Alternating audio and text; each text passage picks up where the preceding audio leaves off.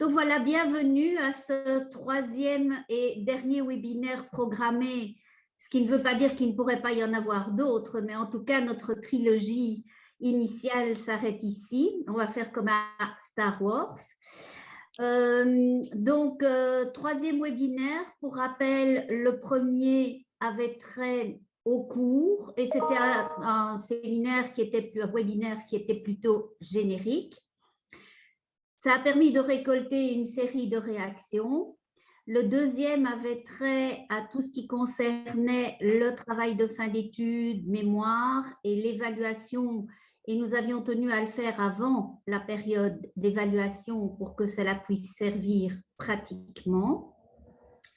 Et voici le troisième qui, lui, va s'intéresser plutôt à tout ce qui concerne les activités AIP d'intégration professionnelle.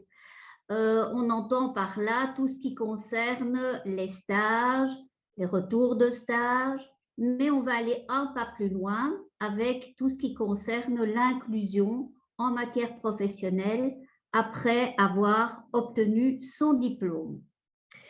Voilà, donc je voudrais ici saluer la collaboration pour ces trois webinaires qui a été réalisée avec le Centre Comprendre et Parler. Donc, merci Brigitte, directrice de ce centre, et un énorme merci aussi à Sylvie pour tout le travail qu'elle a accompli pour coordonner tout ça.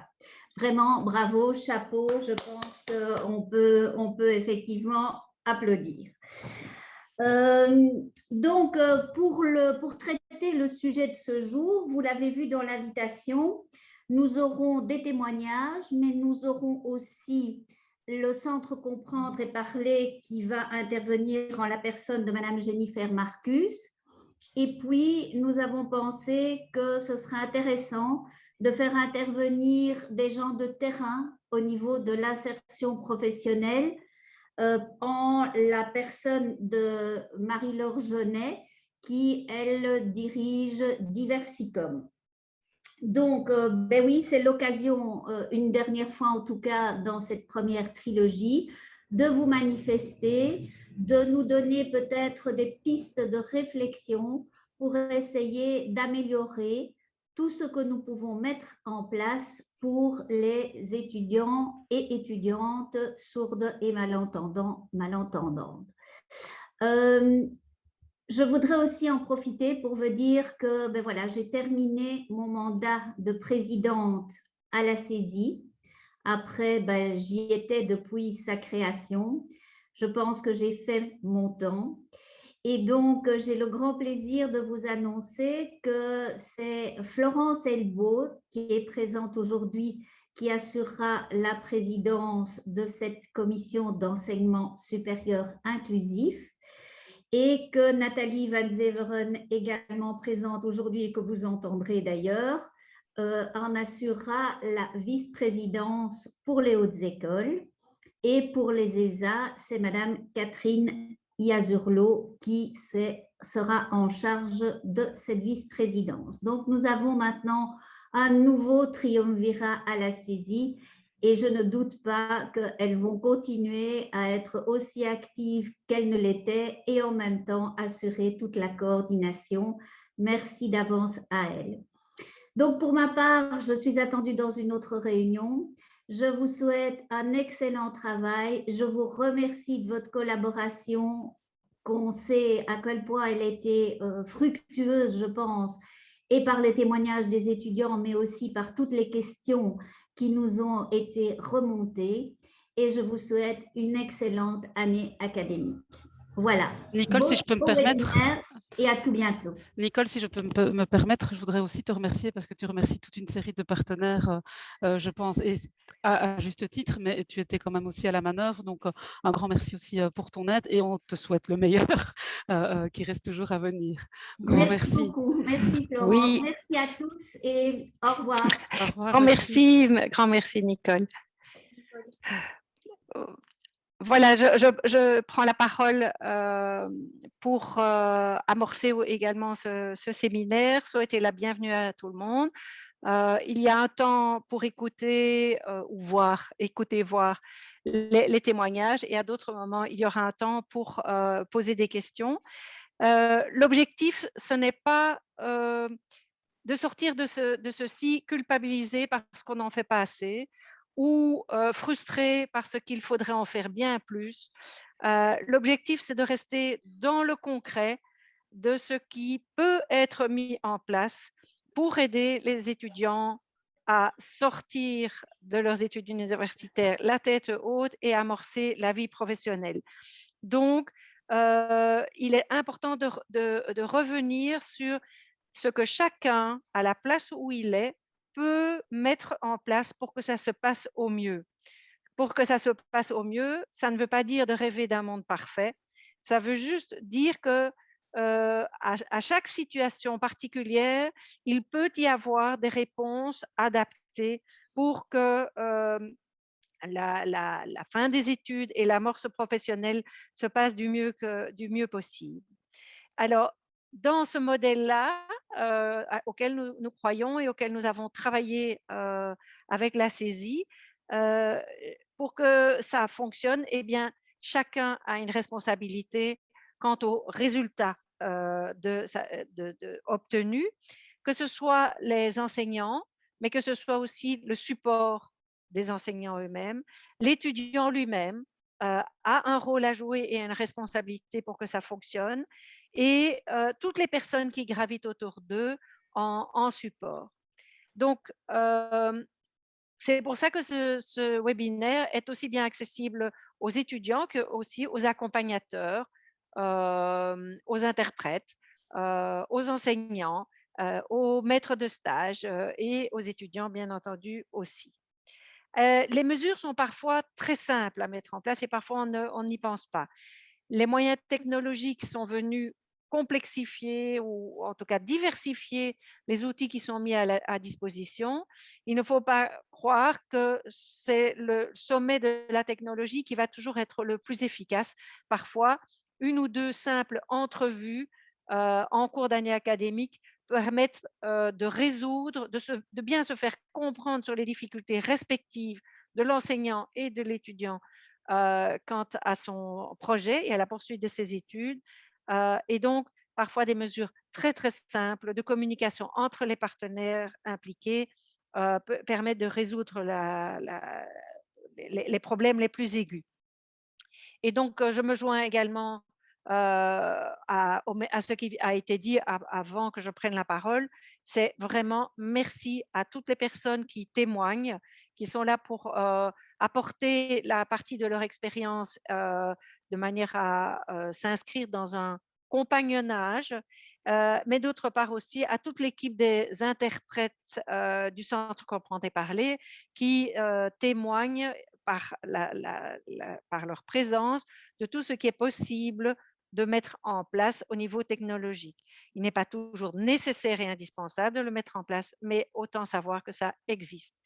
Vous avez en principe reçu tous les liens, et si vous avez besoin de certains liens ou si vous voulez cliquer ou mettre en évidence certains modules d'accompagnement, donc vélotypie, interprétation, translittération, etc. N'hésitez pas, si vous ne trouvez pas votre chemin, à le faire savoir dans le chat. Et donc tout de suite, je vais céder la parole à Sylvie, qui est la chef d'orchestre de ce webinaire, pour qu'elle reprenne la main sur le programme et donc à partir aussi de son clavier, qu'elle puisse donner les accès à nos interlocuteurs, et on se retrouve tout à l'heure pour la discussion. Voilà, je souhaite à tous un fructueux et intéressant webinaire, je n'en doute pas. Oui, bonjour à tous. Je voulais d'abord faire un petit rappel de ce qui a été fait lors des 2 premiers webinaires. Ce sera très court, mais pour ceux qui n'ont pas pu y participer, c'est peut-être intéressant. Alors, le 1er avril 2021, on a surtout concentré les échanges et les témoignages sur les difficultés et les bonnes pratiques que les étudiants rencontrent dans la vie normale sans Covid, donc en présentiel, mais aussi dans la vie à distance. Et on a eu l'occasion d'entendre des témoignages très intéressants de 2 étudiants sourds ainsi que d'une professeure d'un de ces 2 étudiants. Et donc, évidemment, en gros, en résumé, les difficultés que rencontrent en général les étudiants sourds quand ils sont en inclusion sont des difficultés pour suivre quand les cours sont donnés avec un rythme de parole trop important, trop élevé, de manière trop intense, des difficultés pour prendre des notes, évidemment des difficultés souvent liées au français qui est pour une partie des étudiants sourds et malentendants la 2e langue. Et alors on a évoqué toutes les bonnes pratiques qu'on pouvait mettre en place à ce moment-là. Donc, il faut être attentif et parfois, c'est des choses très simples, comme l'a dit Brigitte, des bonnes conditions d'audibilité, d'éclairage, utiliser les supports écrits pour tout ce qui est termes techniques, noms propres, etc.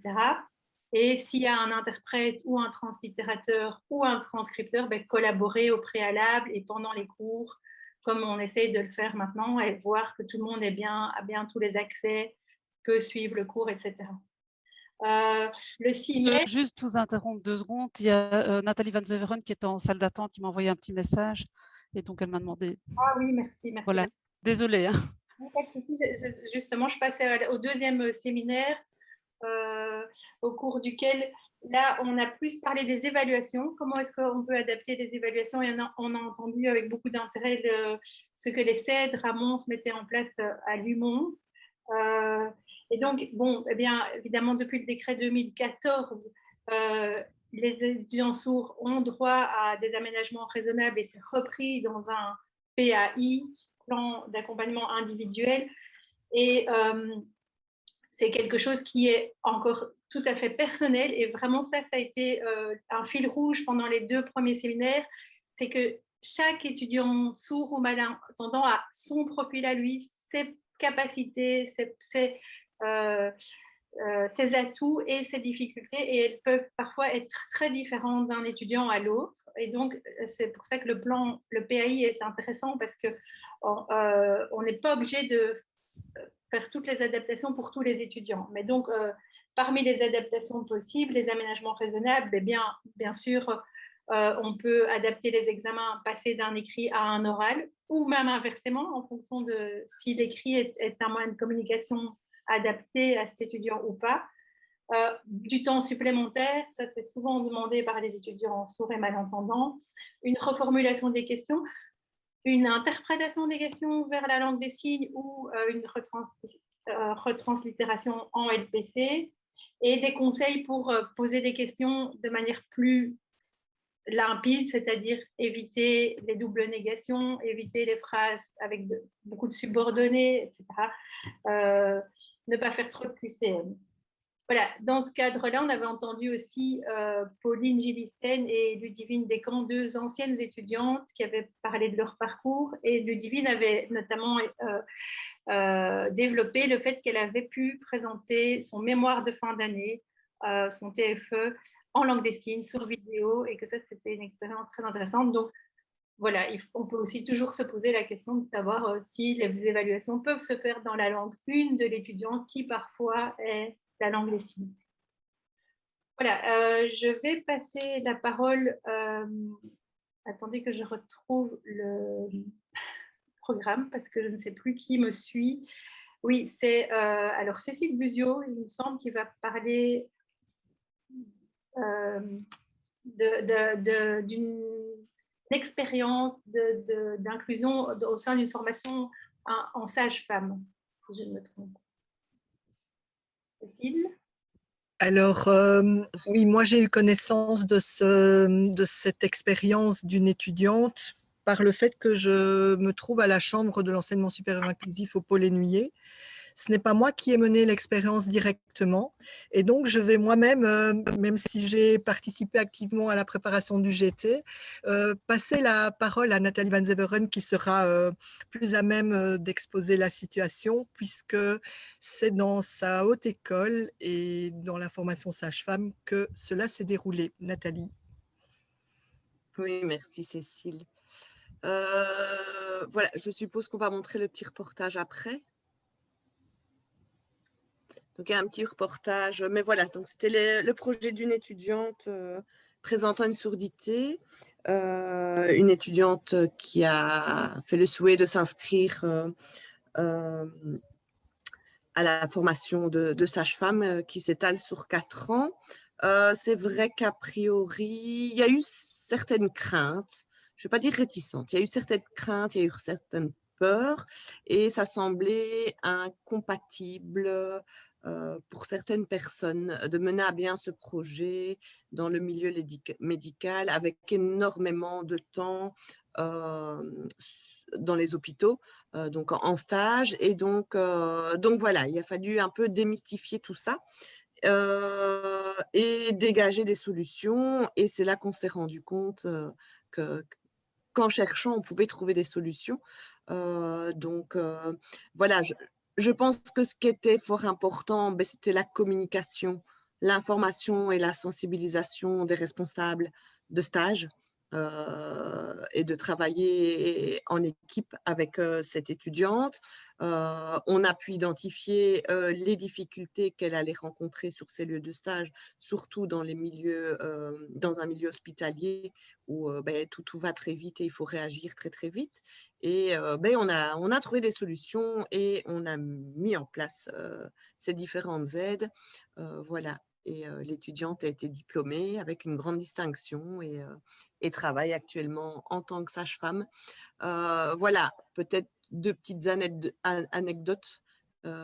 C'est vrai qu'il y avait toute la question de l'utilisation du stéthoscope en tant que sage-femme, mais étant sourd. Voilà, on a trouvé une solution qu'on a dû faire venir des États-Unis parce qu'il y existe des stéthoscope qui se connecte aux implants cochléaires. Donc, ce qui a permis à l'étudiante d'accéder à cette information auditive comme tout un chacun dans le cadre de son boulot de sage-femme. Voilà, après l'étudiante a dû également mettre en place des choses de son côté au niveau de la lecture labiale et et la compréhension des informations diffusées au coin d'une porte sur un lieu de stage, en fait.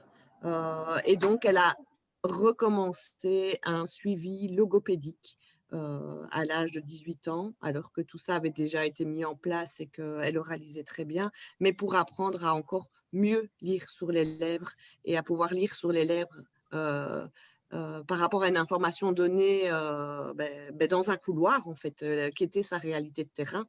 Et donc, l'étudiante en question a recommencé la logopédie, s'est perfectionnée au niveau de la lecture labiale pour pouvoir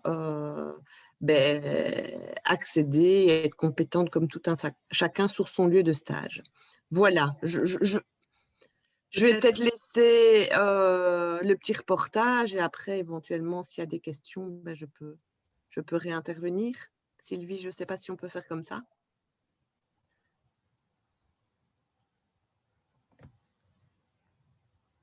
Peut-être aussi souligner pendant qu'on prépare le reportage, souligner la difficulté lorsque la personne qui n'entend pas ou entend mal travaille à 4 mains avec, par exemple, son moniteur qui est derrière, et donc tous ces aménagements à penser, un miroir, par exemple. Enfin, voilà, donc il fallait vraiment beaucoup de créativité, mais j'ai beaucoup aimé cet exemple. Je les aime tous, les exemples de réussite, mais celui-là est peut-être dans un milieu où on pourrait se dire a priori, non, parce que non, c'est pas possible, elle n'entend pas le cœur du bébé, enfin voilà, c'est même pas réaliste, c'est même pas faisable. Voilà, c'est ce qu'on peut avoir dans les représentations des personnes qui sont peut-être loin de la question, et c'est complètement erroné. Et voilà, je pense que la créativité et le travail en équipe, parce que les idées ne viennent pas dans une tête toute seule, donc voilà. Et toute la richesse dans cette réflexion, créativité, travail en équipe. Voilà, nous, ce qu'on peut recommander, c'est de pouvoir travailler au préalable avec les lieux qui vont accueillir les étudiants. Donc, étudiantes, avec les enseignants, avec des services d'accompagnement, mais également avec les responsables du lieu de stage. Et c'est en se mettant autour d'une table, en fait, que ces pistes et cette créativité et ces aménagements sont proposés et c'est là qu'est toute la richesse d'une collaboration, en tout cas, entre les différents intervenants pour dégager des pistes de solutions. Oui, vous m'entendez? Je veux bien montrer ce reportage. Je suis désolée, je ne le trouve pas en fait sur le site de Télémon, c'est ça, ou TéléMB? Oui, c'est ça. Je n'avais pas compris que c'était à moi de le chercher. Je ne sais pas où il est.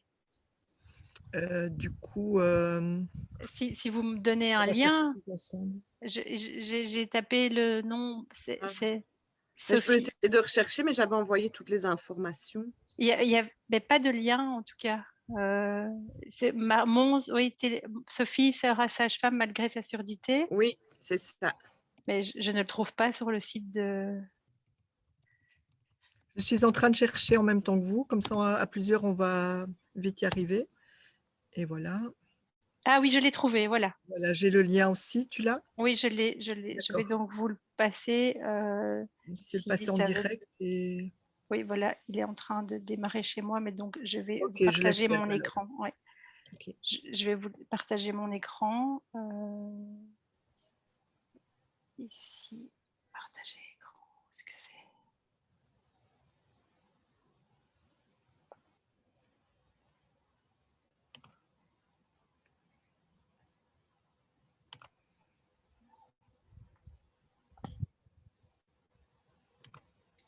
Voilà, je pense que vous avez accès à mon écran. Oui, c'est parfait. Oui, Alors voilà, je on va voir démarre si le son passe également.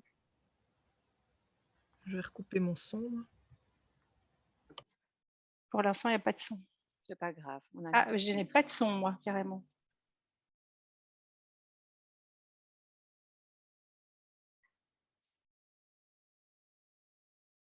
Et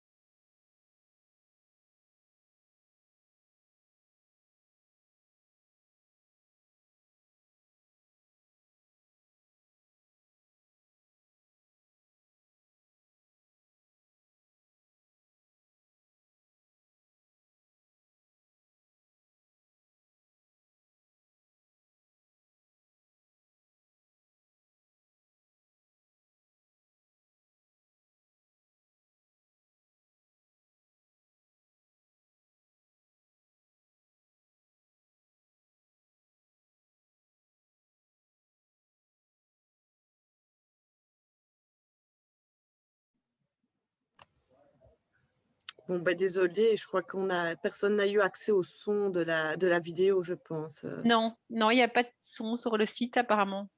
Il y a une belle immersion finalement dans notre sujet d'aujourd'hui. Je trouve peut-être ça pas plus mal du tout de nous avoir mis finalement dans imaginer une situation de l'intérieur. Enfin, en tout cas, c'est ce qu'on a tenté d'approcher sans le vouloir. Mais bon, voilà. Et en effet.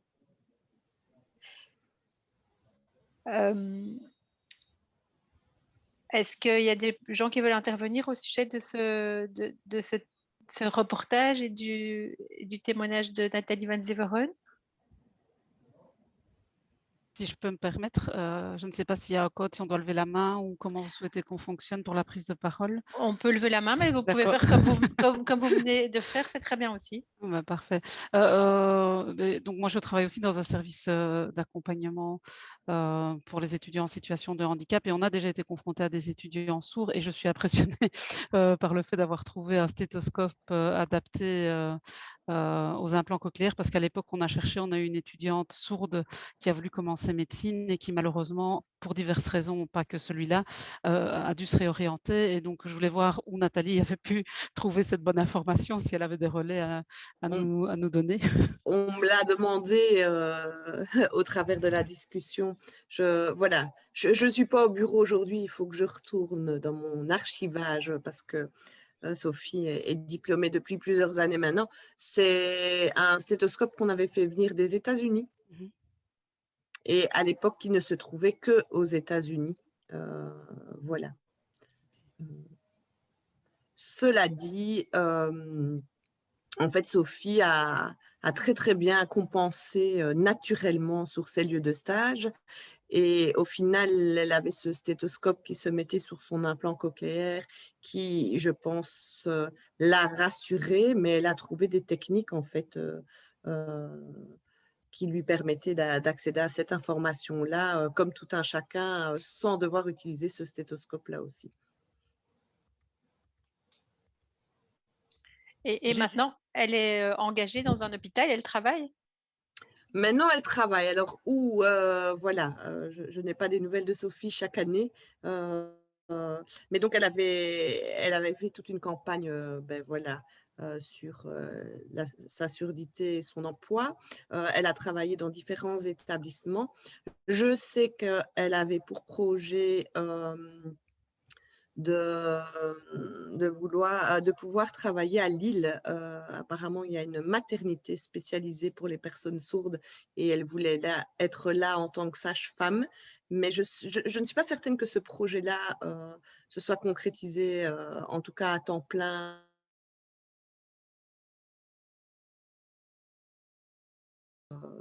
Du monde de l'emploi. Je ne peux pas vous dire là aujourd'hui dans quel service elle est et où elle est, mais oui, elle gravite autour de l'emploi. Voilà. Cela dit, ça n'a pas été évident. C'est peut-être une question à aborder aussi dans ce séminaire. Sophie, quand elle a recherché de l'emploi, elle a signalé tout de suite qu'elle était sourde, diplômée sage-femme, mais sourde. Et elle n'a eu dans un premier temps aucune réponse ou que des réponses négatives. Et elle a changé sa manière de fonctionner, c'est-à-dire qu'elle a enlevé de son CV qu'elle était sourde. Elle a envoyé son CV sans marquer sa surdité et elle en a informé lors d'un entretien. Et en fait, ça a tout changé. On l'a recontactée au travers son CV où elle ne mentionnait pas sa surdité par rapport à son CV où elle mentionnait sa surdité. Donc, voilà. C'est peut-être… Je n'ai pas de réponse. Hein. Voilà, est-ce qu'il faut le dire ou pas le dire et de quelle manière Voilà, mais c'est peut-être une réflexion qu'on peut avoir aussi par rapport à la mise à l'emploi. Elle a vraiment eu le sentiment qu'ayant mentionné sa surdité, on mettait son CV de côté directement. Et que sans mentionner, ah ben voilà, il y a Mélanie Picard qui dit que selon le lien LinkedIn, elle travaille comme sage-femme au Chirec. Voilà, merci Mélanie. Et que sans avoir mentionné sa surdité dans son CV, on l'a plus facilement rappelé pour des entretiens. On peut lancer le débat. Hein. Ben, Oui, enfin, je ne sais pas s'il y a à débattre là-dessus, c'est un problème de société. Peut-être que ça concerne plus Unia, qu'Amélie Meurice aurait quelque chose à nous dire à ce sujet-là. Mais...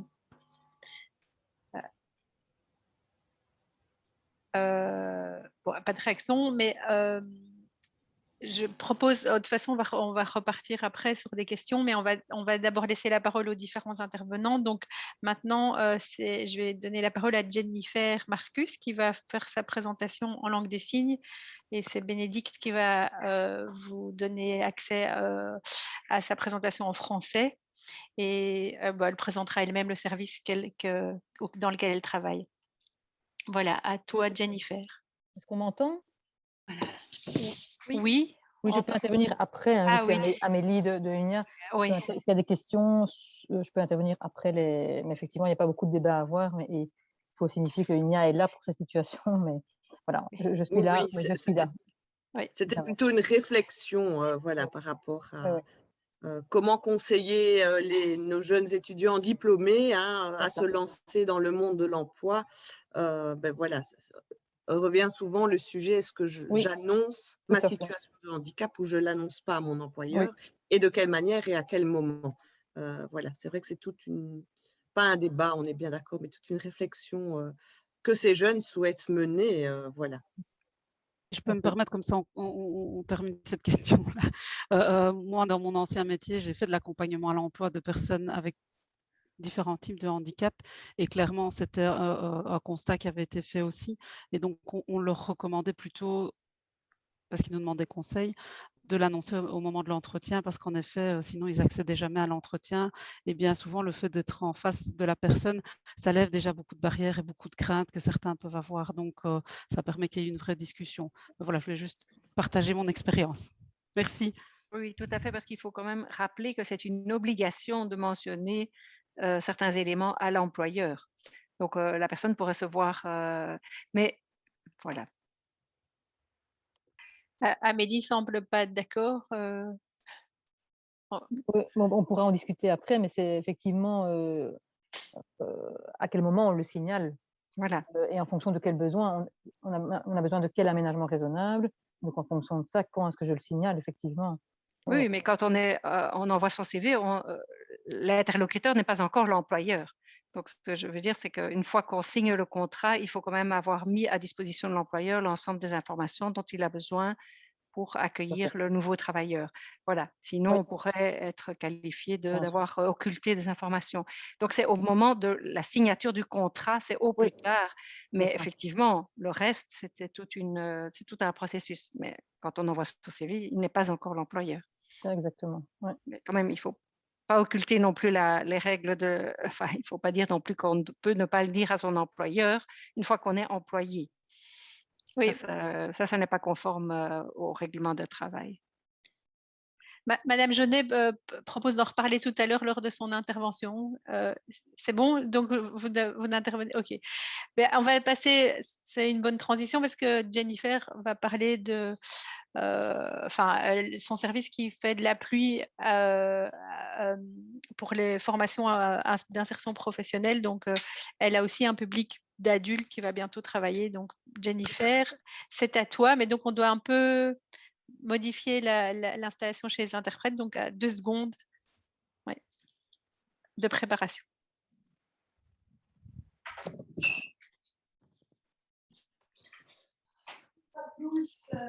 Merci de m'avoir conviée à ce webinaire. Je vais me présenter. Donc, je me nomme Jennifer Marcus. Je travaille ici au service AFP, donc, qui est un service de soutien à la formation professionnelle. Et donc, ce service est très récent puisqu'il a été créé en 2018 suite au constat. Il existait auparavant, un service d'accompagnement pédagogique qui avait fait le constat qu'un certain nombre de jeunes sourds qui s'inscrivaient à l'université ou bien pour des formations supérieures et puis étaient confrontés à des difficultés parce qu'ils n'avaient pas fait appel suffisamment tôt à des interprètes. Et donc, finalement, on constate que beaucoup de ces jeunes renonçaient ou abandonnaient leurs études. D'où le projet de créer le service dans lequel je travaille. Et le phare a marqué donc son accord pour soutenir et subventionner ce service. Alors, quel est mon rôle? Je suis médiatrice, donc je travaille en binôme avec une personne qui est psychologue et qui apporte son regard, son point de vue de psychologue, tandis que mon point de vue fait référence à un point de vue de personnes sourdes, de modèles sourds, et donc par rapport à nos partenaires ordinaires, j'évalue tout d'abord quels sont les besoins de la personne sourde et je sensibilise alors les différentes institutions partenaires qui n'ont pas de connaissances suffisantes de la sourdité. Alors notre appui s'inscrit dans 3 temps préalables à la formation, durant la formation et ensuite post-formation.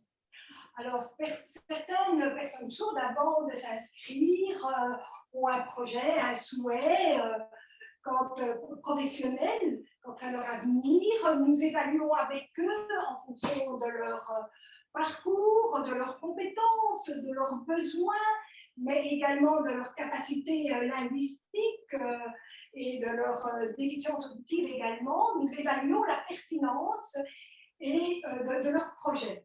Nous prenons ensuite contact avec l'institution, nous essayons d'évaluer quels sont les besoins spécifiques, par exemple en termes d'horaire, toujours également définir quels sont les besoins en interprétation, parce qu'il faut savoir qu'il n'est pas possible de mettre à disposition une interprète à temps plein.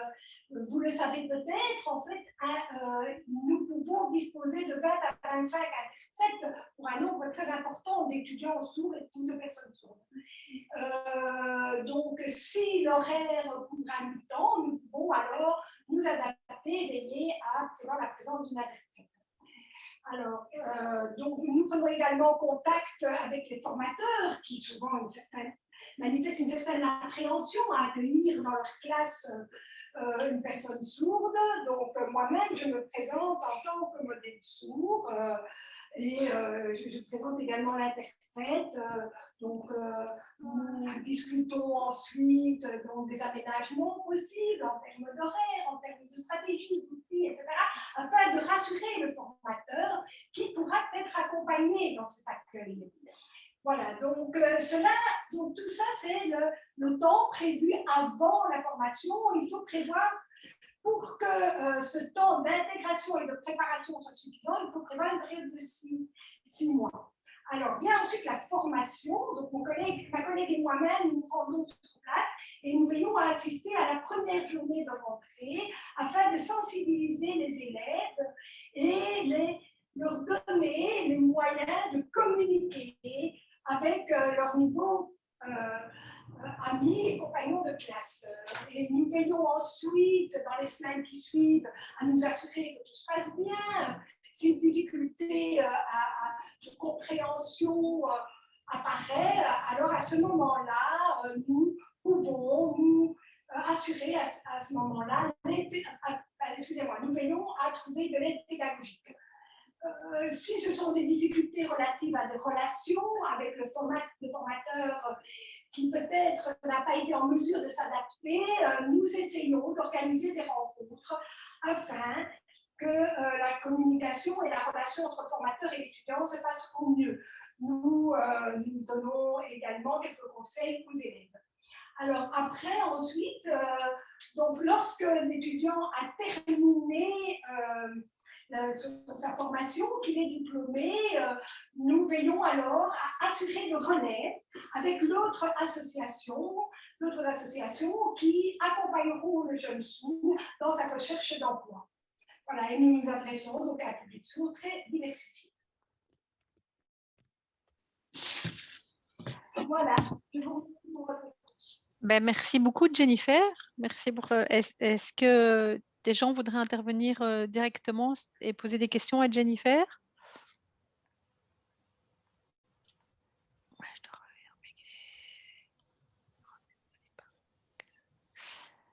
revenir.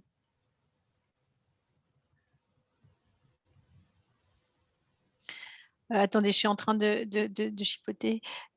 parce que je dois épingler pour l'enregistrement, il faut que j'aie toujours tout le monde. Donc, ok, ben, alors dans ce cas, s'il n'y a pas de questions, je vais passer la parole à Madame Jaunet, qui nous vient de Diversicom et qui parlera sans doute mieux que moi des services qu'elle propose. Merci beaucoup et merci pour cette magnifique occasion de rencontre. Je suis vraiment ravie d'être à vos côtés et d'entendre, de découvrir les réalités des autres acteurs qui servent les gens que nous servons également, mais à d'autres stades de la vie. Et donc vraiment, je suis ravie de cette rencontre. Je voudrais peut-être juste replacer Diversicom dans un contexte que vous connaissez peut-être bien, pour vous dire que nous intervenons justement après, j'aurais envie de dire, après Jennifer, donc au stade de la recherche d'emploi. Et peut-être pour rappel, vous savez que le handicap, de manière générale, concerne beaucoup de monde. C'est 15% de notre population active. Et qu'ici, en Belgique, on n'est pas très bon en matière d'emploi, puisqu'on est à 35% environ de taux d'emploi pour une moyenne en Europe de 50%. Et pourtant, parmi les personnes inactives, un grand nombre estime possible de travailler et a le souhait de travailler. Et ce n'est pas faute de compétences acquises ou de motivation. Les problèmes sont ailleurs et on ne va pas trop rester dessus maintenant. Et donc, c'est dans ce contexte-là que Diversicom s'inscrit. Et notre mission, c'est de faciliter l'accès à l'emploi pour les personnes en situation de handicap, spécifiquement vers les entreprises dites ordinaires. Donc, on distingue les entreprises de travail adapté. Ils sont une filière nécessaire et indispensable pour toute une série de personnes qui ont besoin d'un encadrement propre à une entreprise de travail adaptée, mais qui ne convient pas à toute une autre proportion importante de la population en situation de handicap. Et donc, notre défi, c'est d'ouvrir les portes des entreprises dites ordinaires, petites, moyennes, grandes, peu importe. Et donc, en gros, nous travaillons sur 4 volets distincts, mais complémentaires d'activités. Le premier, c'est tout le travail de coaching, de job coaching, des chercheurs d'emploi en situation de handicap, avec pour objectif, et je reviens sur ce que Jennifer expliquait dans la phase préalable, de définir de la manière la plus complète possible le champ des possibles, de définir le projet professionnel qui va correspondre d'une part aux aspirations, aux centres d'intérêt, aux compétences qui sont acquises ou qui sont encore à acquérir de la personne, et d'autre part aux limitations qui sont liées à son handicap. Donc c'est un travail essentiel d'objectivation d'une part, et vous le savez tous très bien, ce n'est pas toujours facile de vraiment bien mesurer le champ des possibles et a priori des impossibles. Et puis, il y a un travail de reformulation, de formulation, d'expression de sa réalité auprès d'un potentiel employeur pour que ce soit fait de manière constructive et suffisamment transparente. D'accord ? Alors, on essaye aussi avec eux, avec les candidats, d'identifier ce que nous avons coutume d'appeler le plus handicap. Donc, c'est ce plus qui va émerger du fait même de devoir surmonter une limite, un moins. Et donc, là, il y a derrière tout ça, tout un travail de mise en confiance et de valorisation de son identité propre et unique pour vraiment apprendre à se présenter avec ses opportunités, mais aussi avec ses défis. Et donc, évidemment, après ça, tout ça s'élabore dans des bons outils et de bons réflexes dans la recherche d'emploi. Et c'est là que je fais la petite parenthèse sur cette question, le handicap, est-ce que j'en parle, oui ou non, dans ma recherche d'emploi? C'est une question que nous nous posons avec chacun des 300 candidats que nous avons accompagnés. Et la réponse, en effet, n'est absolument pas universelle. Elle dépend d'un tas de paramètres. Rappelons-nous que le handicap, à 80% des situations, est invisible. Donc, c'est la majorité des situations. Donc, je crois, notre avis, c'est qu'il y a nécessité d'avoir un dialogue transparent avec son potentiel employeur à propos des besoins qui émanent de ce handicap. La question, c'est de savoir à quel moment on en parle, en effet, à qui on en parle et dans quel objectif. Et ça, cette question-là, c'est à décortiquer chaque fois en fonction des circonstances. Et c'est une évidence qu'il y a des paramètres importants dans la réponse. Et pour moi, ces paramètres, c'est d'abord le rapport que la personne handicapée a elle-même avec son handicap. Certains arrivent chez nous avec du déni, voire une légère acceptation, mais pas encore complète de la réalité. D'autres arrivent avec une totale acceptation et un confort absolu pour en parler. Et les derniers sont plus dans un rapport de victimisation, de revendication, qui n'est pas forcément le plus simple et le plus constructif dès lors qu'on va se mettre à chercher un emploi. Donc il y a tout un travail là, déjà, pour comprendre où la personne elle-même se situe par rapport à son handicap et jusqu'à quel point elle va être confortable d'en parler. Et puis il y a aussi à reconnaître jusqu'à quel point le handicap dont la personne est porteuse va avoir un impact sur la fonction qu'elle brigue. Je prends un exemple gros comme une maison, mais pour un violoniste, avoir un doigt en moins, c'est une catastrophe. Pour une personne qui a un travail de bureautique, avoir un doigt en moins, pardonnez-moi, mais on s'en fout. D'accord? Donc, il y a toujours une proportion à évaluer entre l'impact du handicap sur la fonction et la fonction qui va être occupée. Et donc, sur la nécessité de l'évoquer, d'en parler, de parler de besoins spécifiques, etc. Et alors, il y a un troisième paramètre d'emblée, c'est la sensibilité de l'employeur. Certains employeurs affichent très clairement leur volonté de faire le nécessaire pour adapter leur environnement à une situation de handicap. D'autres ne sont pas du tout familières, ne savent pas comment s'y prendre. Et les troisièmes ne le font que par intérêts éventuels qui ne sont pas forcément les bons. De quotas, etc. Ils ne vont pas forcément mettre le dispositif réel, concret, humain aussi en place derrière. Ça veut dire qu'il y a d'emblée aussi à se poser la question à qui est-ce qu'on va être en train de parler. Et alors reste la question du quand. Moi, je suis très, très, très convaincue qu'il faut le faire assez rapidement. Pas forcément, en effet, comme on expliquait le cas de cette sage-femme qui est juste extraordinaire dès le CV, mais certainement avant d'être dans réellement la définition des termes et des conditions de travail ensemble. Pourquoi? Parce qu'il s'agit ici d'une relation de confiance qui est à installer d'emblée, dès le départ, et éviter à tout prix de partir sur un contrat qui partirait sur du non-dit. Parce que là, on ne part pas gagnant. Ça ne convient à personne d'être dans le non-dit ou d'avoir l'impression d'avoir été trompé.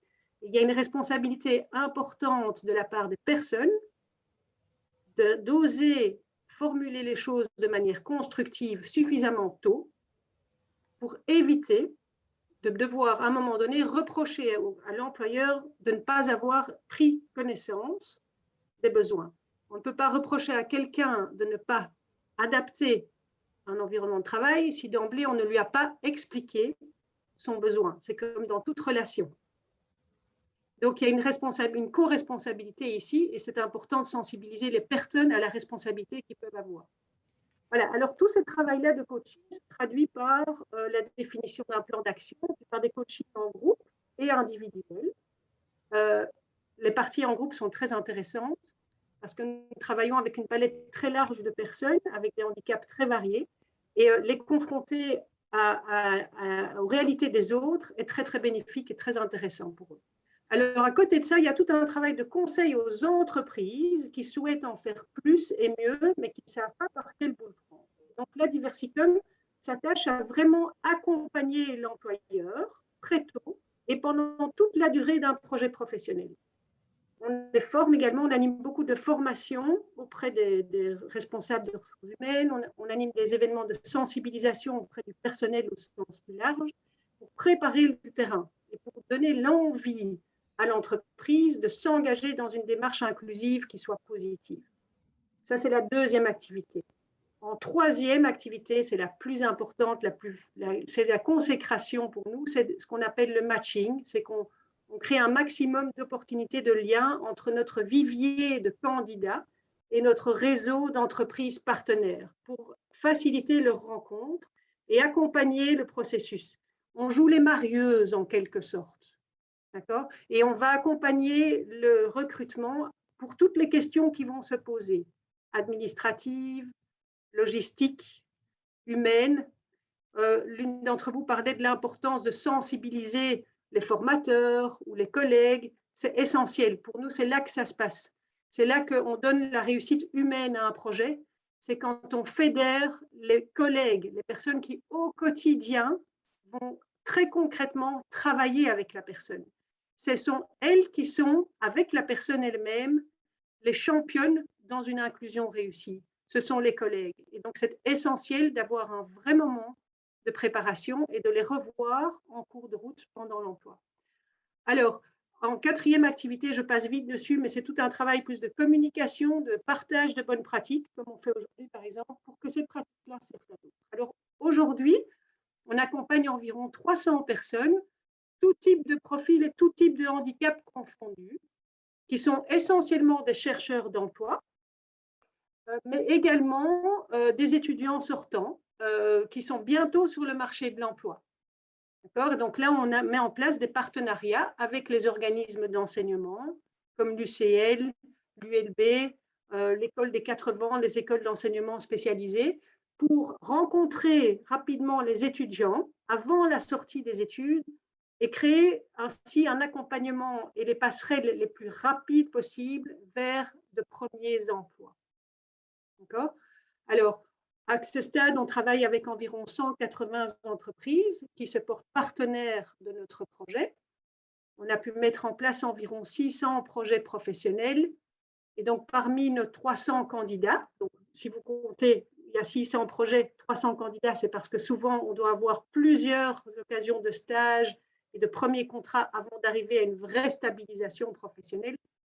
Et aujourd'hui, 54% de nos candidats sont au travail. Ça veut dire que c'est déjà super, mais qu'il faut surtout continuer et que c'est l'occasion de rencontres comme celle-ci qui nous permettent toujours de faire plus et mieux pour nos candidats. Alors, parmi nos candidats, environ 10% ont un handicap auditif qui nous rejoint aujourd'hui et avec des niveaux de déficience très variables. Certains sont malentendants, d'autres ont une surdité totale, acquise ou de naissance, donc les situations sont très diverses.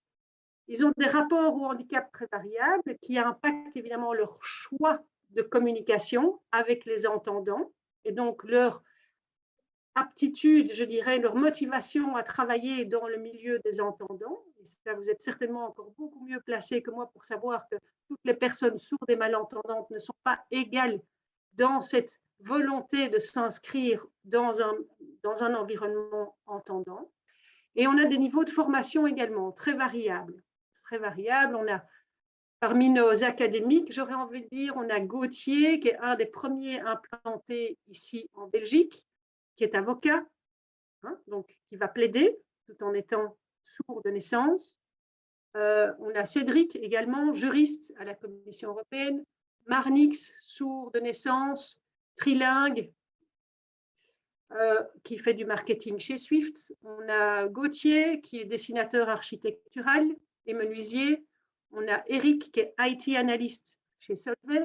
On a Christelle, qui est graphiste chez Bruxelles Propreté. Et puis, on a des candidats qui viennent de l'enseignement spécialisé. Par exemple, Samy et Mehdi, qui sont jardiniers. On a Cédric, qui a une surdité partielle, qui a un poste administratif chez Bruxelles Propreté. Et puis, on en a qui sont sans aucune formation, qui sont sans scolarité.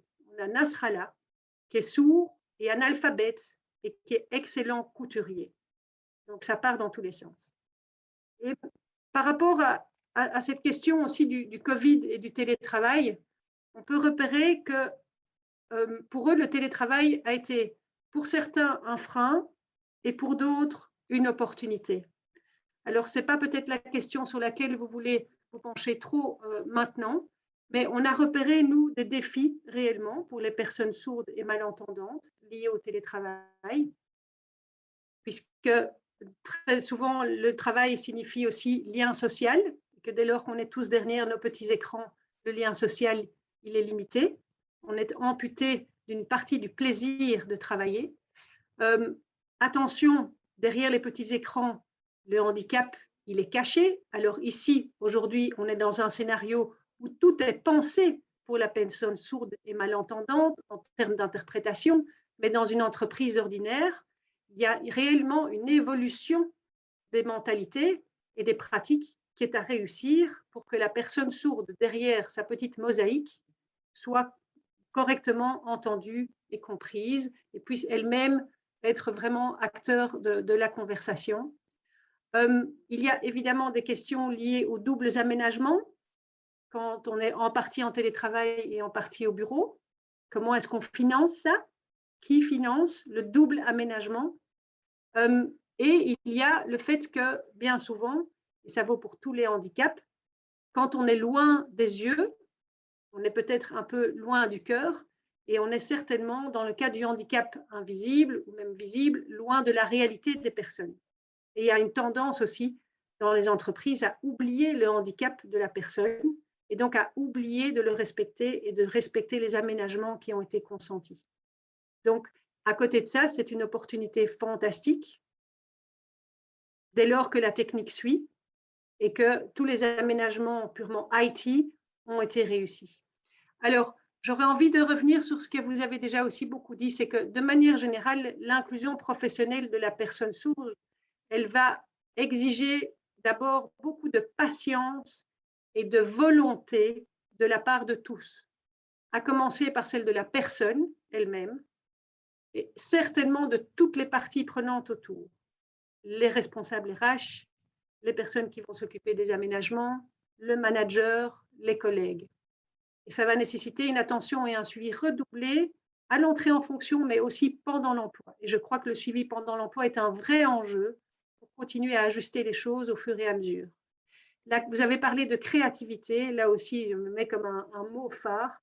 Parfois, il suffit de simples choses, c'est ce que disait notre première interlocutrice, Brigitte. Parfois, c'est très simple, parfois, c'est beaucoup plus élaboré. Et alors, une co-responsabilité de tous aussi. Je crois que donc, tout ce qui peut être fait en partenariat est essentiel pour que les choses se passent bien. Voilà. J'espère, il y a 1000 choses à dire toujours. J'ai voulu rester sur des grands messages principaux, mais ouvertes aux questions par la suite, bien entendu, avec grand plaisir. J'adore ça. Merci beaucoup. Il y a une question dans le chat. Quelqu'un, Stéphane Camus, vous demande est-ce que vous accompagnez aussi les personnes en incapacité de travail de longue durée?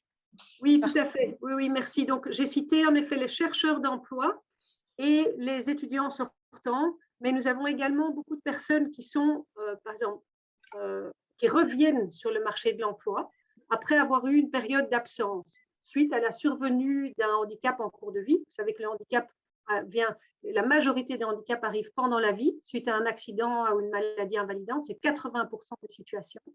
Donc, ça représente aussi, ils sont très, très présents chez nous. Et ils viennent nous voir pour les aider à redéfinir un nouveau projet qui tienne compte des nouvelles réalités. Et on a également tout un travail qui est fait pour assurer le maintien dans l'emploi de personnes qui sont au travail, qui ne sont pas en absence, qui sont au travail, et qui tout à coup voient leur situation évoluer. Par exemple, une personne qui a une maladie très soudaine qui atteint les yeux, donc qui est au travail, mais qui ne peut plus de la même manière utiliser les supports informatiques, etc. Et qui donc doit, en cours d'emploi, redéfinir sa manière de travailler avec son équipe. On a également des situations où, dans des entreprises, une personne en situation de handicap occupe un poste qui est destiné à disparaître parce que le métier disparaît. Je prends un exemple de beaucoup de métiers qui de plus en plus sont externalisés, donc tous les métiers d'impression, par exemple, de digitalisation, qui conviennent très bien à toute une série de personnes qui ont une limitation, quelle qu'elle soit, sensorielle ou mentale, et qui sont outsourcées, qui sont externalisées. Et donc, il s'agit de réussir la mobilité interne de ces personnes. Et donc, de retrouver au sein de l'entreprise une nouvelle place. Donc, ça, c'est un travail que nous accompagnons aussi. Voilà. Mais le gros de notre vivier de candidats et de bénéficiaires qu'on a le privilège d'accompagner la grande majorité sont en situation de recherche d'emploi. Ok, merci. Ben, Stéphane Camus a manifestement encore une question. On vous écoute. Merci. Vous m'entendez? Oui. Très bien. Ah, oh, très bien. Tant mieux. Je suis désolé, j'ai désactivé la caméra parce que j'ai pas de connexion. Donc, merci en tous les cas pour tout ce qui a été dit. Et donc, effectivement, cette question d'incapacité de travail, je pense qu'elle peut être intéressante parce que la littérature qui se réfère à l'accompagnement des personnes en incapacité de travail de longue durée est assez prolifique, et notamment pour les personnes qui ont eu un cancer ou qui se battent encore contre un cancer. Et là, il y a des freins également qui sont mentionnés dans la littérature, non pas par rapport à l'environnement de la personne, mais par rapport au fait que la personne ne veut pas, au travers de la divulgation de ses difficultés, être limitée dans les représentations des personnes à ces quelques éléments-là. Il y a, par exemple, également, je pense aussi, une attention particulière à apporter aux personnes qui travaillent seules, aux indépendants, parce que là, on remarque très souvent ceux qui sont dans ce cas-là, pour des raisons financières, sont quasi obligés de retourner très vite au travail. Et dans ce cas-là, malheureusement, assez souvent, sans être vraiment prêts. Et ça montre vraiment bien l'importance de l'accompagnement que Madame a soulevé. Je pense que c'est quelque chose, effectivement, d'incontournable. Ce n'est pas du one-shot. On est vraiment dans un accompagnement constant. Et dernière petite réflexion, je ne vous apprends rien, mais ces 10 dernières années, la société a commencé à fonctionner à une vitesse mais terriblement folle. Madame parlait il y a quelques minutes des postes qui n'existaient plus, qui étaient externalisés. Il faut savoir qu'en 4-5 mois de temps, l'organisation d'une entreprise peut totalement changer. Et donc là, la personne qui a été absente quelques mois, il n'est pas du tout certain que son poste existe encore dans l'entreprise, mais de même, une personne que l'on va accompagner, pour laquelle on va imaginer des tas d'aménagements, il n'y a aucune certitude que dans 4 ou 5 mois, son job sera encore là. Et ça demande vraiment, et je vous remercie pour cette attention-là, ça demande vraiment d'impliquer la hiérarchie, les collègues, mais il n'y a pas que eux, hein, parce que très souvent, mes students oublient ces éléments-là. Quelqu'un qui va au travail, c'est quelqu'un qui a le droit d'aller aux toilettes aussi. C'est quelqu'un qui a le droit d'aller à la cafétéria. C'est quelqu'un qui a le droit de devoir parfois se débrouiller face aux distributeurs de boissons. Et donc, c'est vraiment une vision très, très large des choses. Et cet accompagnement ne peut pas se faire depuis un bureau avec des recettes que l'on peut sortir de bouquins. Il faut vraiment passer une semaine sur place, après avoir permis peut-être parfois même à la personne d'avoir vécu une semaine dans la difficulté, pour qu'elle puisse clairement dire quelles sont ses difficultés. C'est par rapport à cette expérience-là qu'on va pouvoir vraiment l'aider. Voilà ces quelques petites réflexions, et encore 1000 fois merci pour cette rencontre.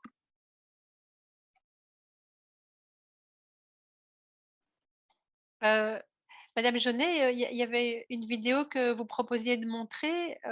Est-ce que c'est le moment maintenant? Oui, très bien. En fait, c'est une toute petite vidéo teaser d'un reportage un peu plus complet qu'on a réalisé en 2020 avec 4 histoires, et dont une qui présente Samy, qui est sourd. Je voulais vous proposer de l'écouter. Ça dure 1 minute, mais on pourra peut-être vous envoyer par le chat après. Je peux le faire maintenant, le lien vers le reportage plus complet qui illustre bien ce que vous avez tellement dit ici aujourd'hui, c'est que quand on s'y met, qu'il y a une volonté qui est partagée au maximum, ça peut fonctionner. Beaucoup de choses sont possibles, mais il y a la nécessité de rassembler autour de la table toutes les pièces du puzzle qui vont rendre ça possible, quoi. Donc voilà, donc, on peut présenter la vidéo. S'il n'y a pas le son, de nouveau, ce n'est pas trop grave parce qu'il est sous-titré. Oui. Là, j'ai testé, j'ai du son, donc normalement, ça devrait passer. Ah, génial. Et pendant ce temps, je prends le lien pour vous envoyer le lien vers le reportage complet pour le mettre dans le chat si vous voulez. D'accord. Et moi, je partage mon écran. Vous voyez mon écran partagé? Oui, je vois les signes d'Amélie. je reviens en arrière ici et c'est parti. J'ai été engagée comme jardinier à la commune, un contrat pour voir si c'était bien adapté pour moi. Et j'ai trouvé que le contrat à la commune se passait vraiment très bien. Je suis respectée comme une personne entendante. On communique par SMS, par exemple. On communique par mime. L'ambiance est chaleureuse, donc c'est très positif pour moi. Et tout le monde s'est vraiment adapté à moi. Au niveau de la communication aussi, je ne suis pas du tout laissée pour compte. En fait, je suis une personne handicapée, mais je suis traitée comme les autres.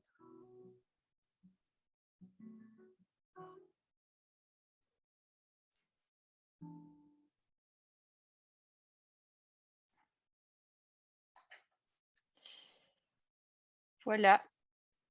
Voilà, c'était tout court, mais je vous envoie le lien, c'est juste pour donner le goût. Le reportage dure 16 minutes, donc c'est pour un moment. Attendez, c'est moi qui... le truc suivant est en train de se... Voilà. Voilà. Merci. Je propose là, en fait, on a quand même un peu de temps devant nous. Il nous reste 50 minutes ou on va dire 40 minutes pour laisser un temps aux conclusions, mais pour poser des questions ou faire des interventions. Donc, vous pouvez soit intervenir directement, soit lever la main.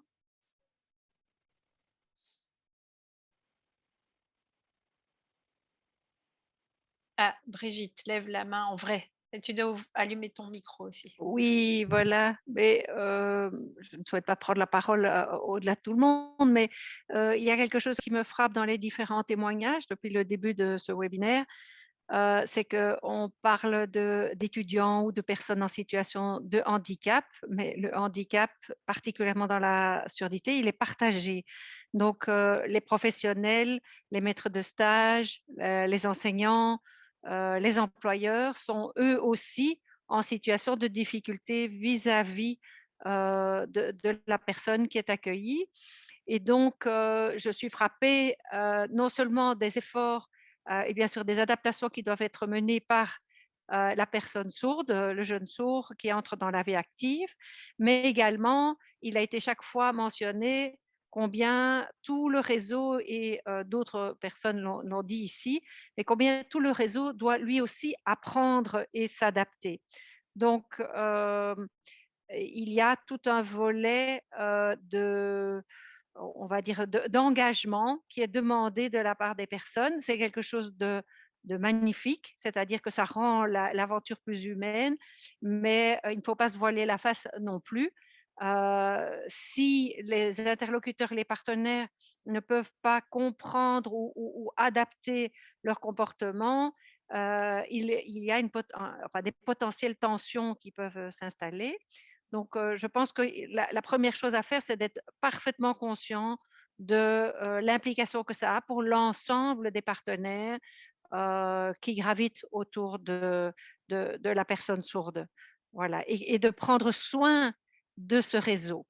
Parce qu'on prend souvent soin de l'étudiante, de la personne sourde, mais quelque part aussi, on va dire même les pouvoirs subsidiants ne considèrent pas que le soin mis pour les personnes normo-entendantes qui doivent s'adapter et qui sont, elles, mises en situation de handicap, malgré elles, même si elles ont le souci et qu'elles ont à cœur d'intégrer une personne ayant plus de difficultés que d'autres, ce volet-là de l'activité doit être aussi soutenu et ne doit pas être minimisé, parce qu'il est pratiquement aussi important, si pas plus important, que les efforts que font les personnes sourdes pour aboutir à leurs études, à leur stage et entrer dans la vie professionnelle. Voilà, c'est ce qui m'avait frappé comme étant une constante, mais qui est occultée, comme si voilà, je crois qu'à un certain moment, il faut vraiment la mettre en avant. Voilà, merci à tous et pour ces témoignages vivants et d'une pertinence et d'une finesse que j'apprécie beaucoup. Voilà. Je peux rebondir, Brigitte, sur ce que vous dites, si je ne mange la parole de personne.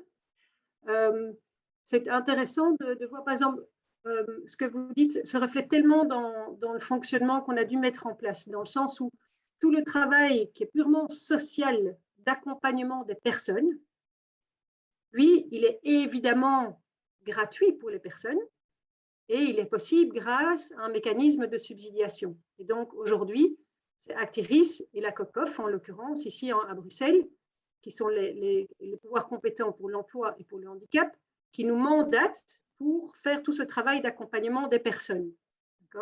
Et dans ce mandat, ça se traduit par une subsidiation qui me permet, moi, d'avoir un certain nombre de personnes de mon équipe qui sont mises sous le subside et que je peux donc rémunérer pour le travail qui est presté. Tout le travail qui est fait auprès des entreprises et qui, comme vous le dites, est aussi essentiel à mener en parallèle, lui, il n'est pas subsidié. Il n'est pas subsidié. Il n'est pas subsidié. Donc moi, quand j'anime une formation chez Solvay ou chez AXA ou à la STIB, enfin peu importe, pour vraiment équiper les personnes en charge des réponses des RH, etc., ou que je fais tout un suivi d'un support de processus, dans le processus de sélection, de recrutement et de maintien dans l'emploi, on doit trouver un mécanisme. Parce que moi, dans mon équipe, c'est 3,5 personnes qui ne font que ça, en parallèle de tout le travail qui est fait auprès des candidats. Et donc là, on doit mettre en place aujourd'hui des systèmes créatifs, innovants, pour permettre ce travail-là et qu'il soit financé par les personnes qui le demandent. Et aujourd'hui, les personnes qui le demandent, ce sont les entreprises. Et éventuellement des fondations privées, etc., qui viennent rajouter. Donc, je le dis parce qu'il y a un enjeu ici important, c'est d'arriver à le faire et de le faire de manière professionnelle et viable et solide, tout en sachant que c'est une partie du travail qui est moins facilement subsidiable. Parce que ce n'est pas au bénéfice d'une personne, d'un citoyen, c'est au bénéfice de l'entreprise. Et donc, voilà, donc il y a une mécanique là à trouver pour y parvenir. Pardon, c'est des considérations plus pratiques, mais je crois que c'est intéressant de les avoir à l'esprit pour vraiment comprendre les enjeux aussi au niveau de l'accompagnement, non pas des personnes, mais de toutes les instances qui vont les accueillir. Oui, c'est très intéressant et je pense que Florence avait envie de rebondir là-dessus ou de poser une question. Je voulais faire en fait le parallèle, mais j'ai vu aussi que Madame Marcus voulait prendre la parole après, donc je le signale en même temps. Moi, simplement, en tant que je dirais psychologue qui accompagne les étudiants en situation de handicap, on a déjà eu l'opportunité d'accompagner des étudiants sourds ou malentendants, et c'est vrai que il est clair qu'une partie de notre travail est un travail de sensibilisation, dans le sens où il reste encore beaucoup de freins, beaucoup d'inquiétudes, notamment par rapport aux enseignants qui ne comprennent pas toujours la finalité. Donc, je rejoins un peu ce que vous disiez, mais j'avais envie de mettre en avant quand même nos étudiants, parce que je pense que, entre guillemets, c'est notre meilleur atout. Leur façon d'avancer, leur façon de gérer leurs études, leur façon de s'investir, d'avancer de façon souvent fort brillante, ça permet aussi de lever les craintes de toute une série de choses, en tout cas dans le cadre des formations. Donc, en effet, j'étais contente de votre intervention, Madame Genet, parce qu'en effet, et Madame Charlier également, on centre autour de la personne sourde ou malentendante, mais en effet, le contexte est extrêmement important et c'est l'ensemble des deux. J'aimais bien tout à l'heure, vous utilisiez l'image que ça match. Moi, c'est quelque chose qui me parle beaucoup parce qu'en effet, c'est des rencontres humaines qui se font avant tout. Et donc, je pense qu'en effet, si l'ensemble des intervenants et des personnes concernées se sentent sont dans l'envie de créer du lien, inévitablement, on est dans le bon. Voilà, je voulais juste faire le parallèle par rapport à ma réalité de travail et je laisse la parole aux autres. Merci. Est-ce que Jennifer, oui, il semble, donc je vais ajouter l'épingle à Jennifer, voilà. Bénédicte, on ne t'entend pas bien. Attends, tu peux parler un peu pour qu'on essaye? Est-ce que vous m'entendez maintenant? Oui. Donc, je voulais apporter deux éléments. D'une part, concernant l'accompagnement des personnes sourdes dans le cadre du travail. Alors, Diversicom propose un accompagnement et vous posez effectivement la question de la subvention des actions qui sont menées dans les entreprises. Alors, InfoSourd, en fait, propose un accompagnement de personnes sourdes et acquis une grande expertise dans la sensibilisation auprès des partenaires. Je vous inviterai d'ailleurs à les contacter parce que je pense que vous pourriez tous les deux citer des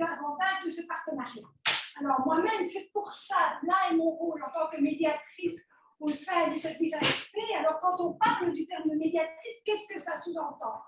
L'objectif, c'est effectivement d'accompagner les formateurs, les enseignants, dans leur volonté d'accompagner les personnes sourdes, mais également les étudiants dans leur possibilité, leur capacité de s'adapter à la situation et à l'enseignement qui est proposé.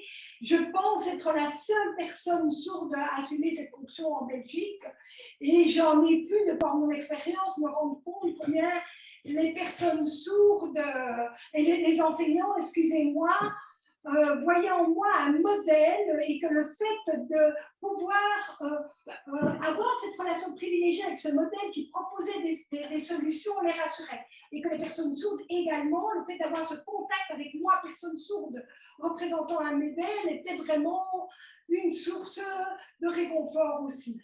Donc, ce que je pense important, c'est également de tenir compte des doubles points de vue sur la surdité, à la fois la personne sourde en tant que personne handicapée et d'autre part la personne sourde en tant que détenteur d'une autre langue et d'une autre culture. Oui, ça c'est vrai que c'est fondamentalement typique de la surdité, le fait qu'il y a une autre langue et une culture qui sous-entend cette autre langue. Et c'est vrai que c'est très important d'avoir des modèles sourds comme toi, Jennifer, je pense, un peu à tous les niveaux, en tout cas enseignement et insertion professionnelle, parce qu'effectivement, ça peut rassurer et on sent combien tu connais la situation, tu peux tout expliquer. C'est très rassurant de voir que malgré le fait que tu utilises une langue qui n'est pas forcément comprise de tes interlocuteurs, tu arrives à communiquer. Cécile Buzio avait demandé la parole. Je te la donne. Oui, voilà, j'espère que vous m'entendez parce qu'il y a beaucoup de bruit autour de moi. En tout cas, que ce soit par rapport à l'insertion professionnelle ou par rapport à l'enseignement, hein, donc qui nous rassemble aujourd'hui puisque l'inclusion est importante dans nos établissements. Il faut évidemment penser plus loin que la personne en situation de handicap uniquement. Et Dieu sait que ça doit être soigné, car j'ai une anecdote. Donc, j'ai un étudiant qui ne souhaite pas que nous l'accompagnions pour expliquer avec lui sur le lieu de stage ses réalités. Il préfère de lui-même dire uniquement ce qui lui semblera important de signaler. Et d'où mon intervention, car c'est vraiment un jeu d'équilibriste entre les différents droits des personnes, mais outre les droits des personnes, entre les différents modes de compréhension, pour pouvoir communiquer ensemble. Et notre attention a été attirée bien tardivement quand l'étudiant est revenu avec un rapport de stage négatif de la part de l'institution. Et il y a bien des visites de stage sur le terrain, mais elles ne sont pas toujours dans le contexte direct. C'est parfois sous la forme d'un entretien que cela se passe. Enfin, tout dépend des formations, des lieux de stage. Et donc, ce n'est pas toujours une vision claire et complète que par exemple l'école peut avoir sur la situation. Et là, l'étudiant était en stage mais vraiment gravement en échec. Et heureusement, ben voilà, un aménagement a pu être trouvé par notre directeur également partenaire de la réflexion pour essayer de voir autrement comment est-ce que l'étudiant avait vraiment les compétences, car avoir un rapport aussi négatif était probablement non erroné et compréhensible avec des arguments de l'institution, mais en même temps ne correspondait pas toujours aux autres stages et à la situation de l'étudiant que l'on peut voir en cours, bien qu'il y ait des nuances entre le terrain et les cours, mais les autres stages n'avaient pas posé ces difficultés-là. Et en fin de compte, je pense que ça peut se résumer à une anecdote très négative qui s'est passée, dont il nous a parlé. Il s'est endormi en réunion d'équipe. Et il s'est endormi tellement la fatigue était intense par rapport aux journées où il devait essayer de compenser pour arriver aux mêmes compétences que tout le monde. Et dans une salle complètement inadaptée, la réverbération des sons venait tellement le fatiguer et le mettre en conditions difficiles qu'il n'a pas réussi à en parler. Il l'a expliqué, mais l'équipe ne l'a pas spécialement perçu comme ça, ce qui est compréhensible parce que voilà, un étudiant doit avoir aussi difficile à certains moments de faire comprendre son propre point de vue quand, dans le direct, une équipe a vu des comportements qui lui semblent inadaptés et ne pas aller avec le métier. Cette anecdote, c'est un peu pour faire comprendre que on doit encore travailler justement à équilibrer ces différents paramètres pour que la communication soit optimale entre les différents partenaires, car c'est compliqué, évidemment, que l'étudiant qui n'a pas envie de dire à tout le monde ou dans tous les détails tout ce que sa situation de handicap représente, évidemment que c'est un droit et c'est parfois même quelque chose d'énorme de vouloir s'en sortir tout seul et parfois féliciter, mais où est la limite? Et là, c'est aussi le travail de l'accompagnement, que ce soit vers l'emploi, que ce soit dans l'école, enfin, en tout cas dans le supérieur, comme même dans les autres formes d'enseignement, car c'est vraiment compliqué. Et cet élément-là qui n'a pas pu être compris et qui n'est pas compréhensible, parce que pour une équipe, t'endormir en réunion, c'est vraiment pas normal. Et mais voilà, risquait de mettre en péril un étudiant qui finalement n'avait pas un stage négatif et a pu prouver que ses compétences, il pouvait les mettre en place et c'est une situation qui l'a dépassé, il ne savait plus la gérer. Au lieu de revenir vers nous très vite, il a essayé de continuer à gérer de lui-même. Voilà, je voulais juste montrer à quel point rien que 5 minutes peuvent conditionner énormément de choses. Et donc, du coup, cet accompagnement est nécessaire, mais vraiment compliqué. Et on n'en a pas toujours ni le moyen ni le temps. C'est vrai qu'on n'a pas qu'un étudiant ou à Diversicum, vous n'avez pas qu'une seule personne. Et si on veut former les autres partenaires, les sensibiliser, mais voilà, il faut trouver des idées pour que on n'a pas toujours le budget, on n'a pas toujours les infrastructures, voilà. Mais en tout cas, c'est d'autant nécessaire car ici, vraiment, l'étudiant en fin de cursus allait échouer, devoir reprendre une année parce qu'un stage raté, une pratique doit être en équilibre pour se dire qu'on est diplômé. Donc voilà.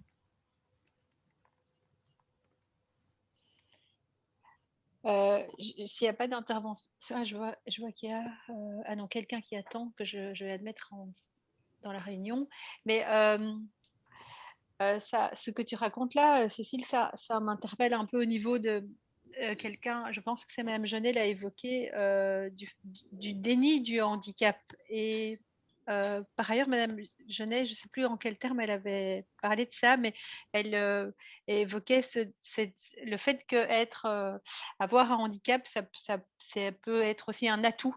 Et dans le domaine de la surdité, les sociologues sourds, notamment, se sont penchés là-dessus et ils ont défini un concept qu'ils appellent le deaf gain en anglais, le fait de gagner à être sourd. Et vraiment, particulièrement pour la surdité, je connais beaucoup moins bien les autres handicaps, mais il y a quelque chose qui vient du fait qu'ils possèdent une autre langue avec une façon de voir le monde différente qui apporte des avantages par rapport à nous, pauvres entendants. Et donc, quand il y a des étudiants comme ça qui sont encore dans un déni de leur handicap enfin, voilà, comme moi, quand je parle de surdité, j'ai même pas envie de parler de handicap, hein. Mais quand il y a un déni de cette surdité, il y a peut-être tout un travail à faire. Et là, c'est pour ça aussi que c'est chouette et super important d'avoir des modèles sourds pour montrer que non, il ne faut pas voir les choses d'un point de vue négatif, mais plutôt d'un point de vue positif et qu'on gagne quelque chose parce que, évidemment, les sourds qui en général admettent bien leur surdité, c'est parce qu'ils ont la langue des signes et qu'ils savent que du coup ils sont bilingues a priori s'ils connaissent le français écrit plus la langue des signes. Je pense que je suis coupée ou non? Oui, ça bloque, il me semble. Oui, vous m'entendez plus. L'étudiant Oui, dans il y ce a des moments, on cas ne n'entend plus. pratiquait pas la langue des signes en tout cas. Ah Et oui, c'est ça. d'autre part, ce qui finalement de toute situation difficile, compliquée ou négative, mais moi j'aime pas trop ce terme-là, peuvent naître des situations positives, car l'avantage c'est qu'on a pu se mettre autour de la table, par la direction qui a vraiment réfléchi avec des pédagogues, des personnes de l'institution, etc. On a pu mettre en place finalement une manière de mesurer les compétences autrement pour cet étudiant, alors qu'on n'aurait jamais pu le prévoir à l'avance et l'inscrire dans un PAI, même si l'étudiant n'avait pas été en déni ou voilà. Donc, de tout ça, mais parce que heureusement, tout le monde s'est mis autour de la table. Et donc, je rejoins un peu Madame Jeunet, c'est parfois très compliqué d'arriver à vraiment mettre tout le monde en synergie. Et c'est pourtant nécessaire. Parce que là, l'avenir de l'étudiant dépendait aussi. Et voilà. J'interviens aussi dans tout ce qui a été dit. Moi, une notion que j'ai notée en plus de tout ce que vous avez déjà redit, hein, que je ne vais pas revenir, c'est la notion de temps aussi qu'il faut laisser pour que chaque intervenant, que chaque participant en fait, autour de l'étudiant et dans le milieu professionnel puisse faire le chemin, comprendre, intégrer, se rendre compte de sa part de responsabilité. Je pense que Mme Jeunet, vous avez vraiment insisté sur cette part-là et que chacun a sa part à faire dans la responsabilité, autant le jeune évidemment, mais aussi l'institution et les différents intervenants. Et on peut même aller plus loin en disant le politique, hein, quand on dit qu'il faut de l'argent derrière et des financements, je pense que voilà, ça fait partie d'une chaîne beaucoup plus longue que juste une personne qui cherche un job, mais aussi avec les intervenants, le lieu de travail, les moyens de transport, etc., etc., si on prend le handicap au sens beaucoup plus large. Donc, je pense qu'on n'est pas tout seul et qu'on est tous co-responsables dans nos institutions, dans nos ASBL ou dans les lieux de travail pour s'entraider. Et moi, je trouve que les après-midi comme aujourd'hui, on se sent toujours un peu moins seul dans nos bureaux face à notre réalité à nous et ça fait vraiment plaisir. Et de savoir que voilà, que s'il y a quoi que ce soit, on peut compter les uns sur les autres pour avoir du relais et pour avoir des personnes ressources. Voilà, quand on a la chance de travailler en équipe, évidemment, l'équipe est ressource. Mais dans certaines institutions, les personnes sont très seules aussi pour faire ce travail-là. Et donc, voilà, c'était important de le signaler, je pense. Merci. Je peux rebondir sur ce que Julie vient de dire pour compléter encore, parce que je crois qu'il y a un profil d'acteur qu'on n'a pas encore beaucoup évoqué. C'est celui de l'entourage de la personne, de l'entourage familial ou sentimental, enfin peu importe, en tout cas les personnes qui vivent dans la vie privée au plus près des personnes sourdes et malentendantes. De notre expérience, très souvent, elles sont des vrais partenaires aussi. Parce qu'on a besoin d'eux, quand à l'improviste, il faut vite évaluer jusqu'à quel point une opportunité d'emploi sera juste, intéressante, et que la communication écrite instantanée sera bien, mais pas forcément suffisante pour nous assurer qu'un projet va convenir à tout un tas d'autres aspects de la vie de la personne. Hein. Et il y a aussi pour les personnes en situation de handicap à considérer vraiment les enjeux, proximité, communication, au-delà de la vie professionnelle, dans leur vie de tous les jours. Et donc, dans certains cas, avoir vraiment la possibilité de créer une relation de confiance avec l'entourage, c'est très précieux. Je dis dans certains cas, parce que dans d'autres, il vaut mieux pouvoir un peu s'en distancer. Parce que, et ça c'est encore ici sans aucun jugement de valeur, c'est un constat, c'est que parfois, et qui sommes-nous pour le dire, mais il n'est pas toujours évident d'être le parent tout à fait juste de l'enfant handicapé qu'on a dû protéger, et qu'un jour il faut laisser faire ses expériences, tenter la chose, sortir de sa zone de confort. Parfois, il y a aussi dans l'autre sens des pressions très fortes qui sont mises sur les jeunes ou et peut-être trop fortes et trop ambitieuses. Il faut pouvoir aussi jauger jusqu'à quel point on va pouvoir construire quelque chose d'intéressant avec tout cela, avec tous ceux qui gravitent autour de nos bénéficiaires, les personnes que nous voulons servir. Mais En tout cas, nous, dans beaucoup de cas, il est précieux de pouvoir compter sur eux, pour nous assurer d'aller dans le bon. Pour une personne qui n'est pas totalement autonome, indépendante dans sa vie d'à côté. Jennifer voudrait intervenir. Une seconde, Jennifer, je t'épingle, je remets l'épingle, voilà. En lien avec ce que vient de dire Madame Genet, Bénédicte, on ne t'entend pas bien. Est-ce que tu peux recommencer, te mettre plus près du micro, si c'est possible? Est-ce que je vais reprendre? Donc, je rejoins ce que disait Madame Genet à propos de la personne sourde et de son entourage. C'est vrai que je souhaiterais intervenir par rapport à ça. Il s'agit peut-être de compter sur l'entourage, mais de veiller aussi à préserver la vie privée de la personne. Imaginons par exemple vous-même, si lorsque nous souhaitons vous entretenir, nous faisons appel à votre maman. Donc, c'est très important que si vous rencontrez une personne sourde, de faire appel à un interprète, parce que je pense, et de tenir compte du droit de chaque personne sourde de bénéficier d'une interprète. Et peut-être de voir au préalable avec cette personne si elle souhaite que nous fassions faire appel à un membre de la famille ou pas. Et voilà, en tout cas, de tenir compte des besoins de la personne sourde en termes de communication. Oui, merci Jennifer. Est-ce que vous voulez répondre à ça, Madame Genet? Ce qui doit prévaloir, en effet, c'est le besoin de la personne, sa sensibilité, et surtout donc, de ne pas aller à l'encontre de sa dynamique de prise de distance par rapport aux parents à un moment donné dans le parcours. Elle est importante, elle est à respecter. Donc, c'est toujours de pouvoir évaluer jusqu'à quel point ça va être suffisant d'être juste avec la personne, ou si ça va être nécessaire d'en savoir un peu plus sur son environnement pour être sûr d'aller dans le bon. Et là, enfin, peut-être parce que nous sommes dans des réalités où beaucoup de nos candidats ont des handicaps mentaux, en plus d'autres choses. Hein. Donc, ici, j'ai un discours un peu plus large sur les partenaires nécessaires, où dans certains cas, il importe que nous soyons sûrs d'aller dans une direction qui conviennent aux réalités privées de la personne. Et on ne les connaît pas toujours complètement.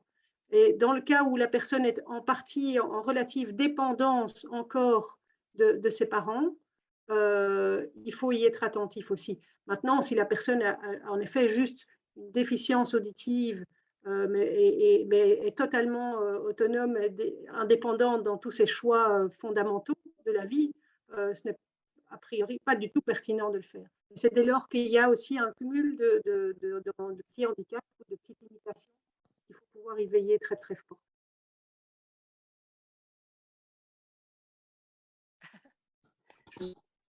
Oui. Voilà, je crois que... Oui, mal. On entend quelqu'un qui veut intervenir, mais mal. Voilà, je peux parler ou quelqu'un d'autre? Je ne vois pas. Allez-y, allez-y. Voilà. Je pense que ça rejoint un peu la manière dont on travaille, nous, dans les centres les services d'accompagnement au niveau des hautes écoles et les arts, c'est qu'on parle vraiment de l'étudiant et de ses besoins à lui et de sa réalité à lui. Et donc, on ne va pas on va pas interférer avec l'entourage si c'est pas opportun, ni avec d'autres intervenants si c'est pas opportun. C'est vraiment partir de l'étudiant, du handicap, oui, mais surtout des besoins liés au handicap. Il y a parfois des situations où une personne sourde ou autre lit sur les lièvres, n'a pas besoin, on ne veut pas d'interprète, on ne va pas évidemment imposer quoi que ce soit. Et donc, c'est vraiment au cas par cas, individualiser le plus possible et être là au plus juste des besoins de la réalité dans son parcours académique, quoi. Voilà.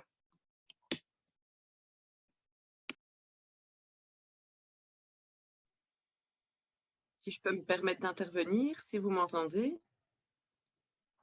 On vous entend, allez-y. Voilà. Je voudrais d'abord m'excuser parce que tout à l'heure, vous m'avez donné la parole comme première intervenante. J'étais prise un peu au dépourvu parce qu'on m'avait demandé de commenter la vidéo après la diffusion de la vidéo. Donc voilà, je ne suis même pas présentée, je n'ai même pas expliqué le cadre de mon boulot, mais donc je m'en excuse parce que vous m'avez un peu surprise par rapport à mon intervention. Nathalie Van Zeveren, un service de choses aussi. Voilà, on a abordé la question des... Nathalie, on a compris votre nom, Nathalie Van Zeveren, mais après ça a été coupé, donc peut-être qu'il faudrait répéter. Il y a un problème de micro. Donc, je travaille pour un service d'appui et d'accompagnement des étudiants au niveau de l'enseignement supérieur. Voilà, donc moi j'avais envie de relever deux choses aussi. On a abordé la question de faire de son handicap un atout. Voilà, je trouve ça important de le soulever parce que c'est souvent le cas en fait. Au final de l'expérience avec les enseignants, on se rend compte que l'étudiant a fait de sa situation de handicap un atout. Et je reprends l'exemple de Sophie, dont on n'a pas bien vu le témoignage, mais qui est sage-femme maintenant. C'est vrai qu'on était un peu stressé par rapport à l'utilisation du stéthoscope et du fait qu'elle puisse percevoir ces informations-là bien précises. Et on s'est rendu compte que Sophie avait développé une force au niveau de son toucher. Elle n'avait pas le sens au niveau de l'ouïe. Elle avait développé une autre personne. Et Sophie ressent chose même avant un médecin, simplement de par son toucher, parce qu'elle a développé d'autres sensibilités que nous, on n'avait pas. Donc, c'est vrai qu'à un moment donné, en fait, voilà, l'étudiant compense autrement et nous fait découvrir des choses merveilleuses aussi. Donc là, en l'occurrence, c'était par le toucher. Donc voilà, j'avais vraiment envie d'être cette notion d'atout en avant. Merci beaucoup. Ça rejoint ce que je voulais dire. Et Florence, c'est à vous.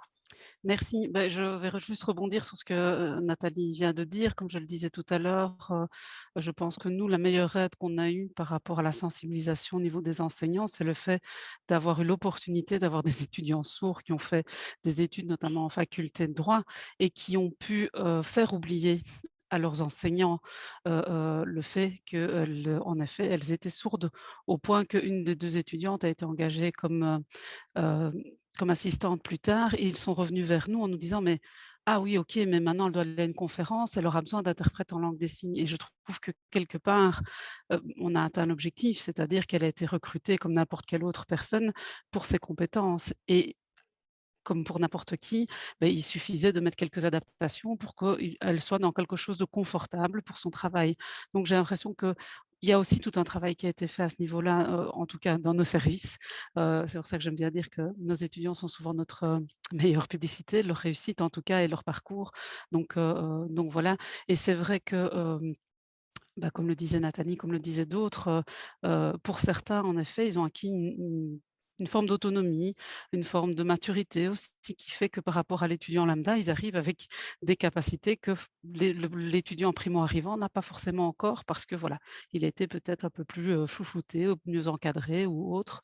Donc voilà. Et alors, pour revenir sur ce qui a été dit tout à l'heure par rapport à la présence ou non de la famille, c'est vrai qu'on est face à des majeurs, donc on s'adresse toujours à l'étudiant et on veut s'adresser à l'étudiant et on demande à l'étudiant quand il est seul s'il souhaite que sa famille soit présente, s'il y a une demande de cet ordre-là. Donc ça, je pense que c'est une pratique courante dans tous nos services pour que justement l'étudiant soit à l'aise, parce qu'on ne connaît pas toujours l'histoire d'un étudiant avec sa famille et c'est à respecter.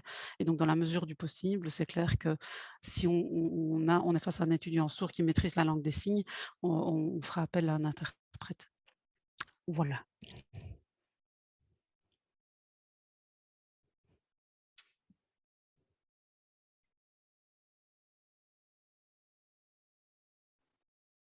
Je ne sais pas s'il y a encore des gens qui ont envie de dire quelque chose.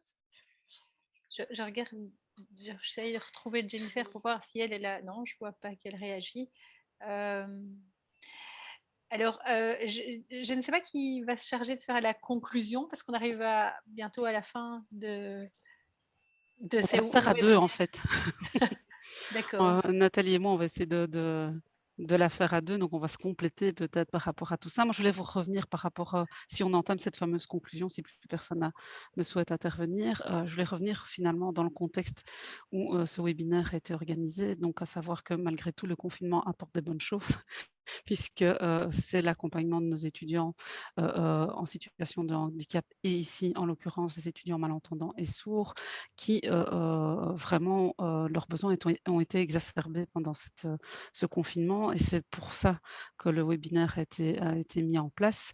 Je trouve que voilà, c'est fort intéressant de pouvoir à un moment donné s'arrêter et justement prendre conscience de l'ensemble des besoins parce qu'en effet, certains étudiants ont une grande autonomie et ne sont pas forcément toujours demandeurs ou explicites dans ce qu'ils souhaitent. Et ici, ben, ils ont le droit, tous nos étudiants, à avoir accès à leur support de cours. Donc, c'est la base même pour nous au niveau du travail. Donc, ça, c'était vraiment quelque chose de primordial. Donc voilà, ça me semblait important de remettre un peu le contexte. Moi, j'ai entendu énormément de choses fort intéressantes. Je n'ai malheureusement pas pu participer au premier webinaire, donc là, je laisserai Nathalie vous refaire un petit retour. Mais voilà, moi, je suis très contente de celui-ci en particulier parce que j'ai travaillé précédemment aussi dans l'accompagnement des personnes en situation de handicap à l'emploi. Et je trouve qu'ici, on a vraiment brassé en fait le parcours de la personne.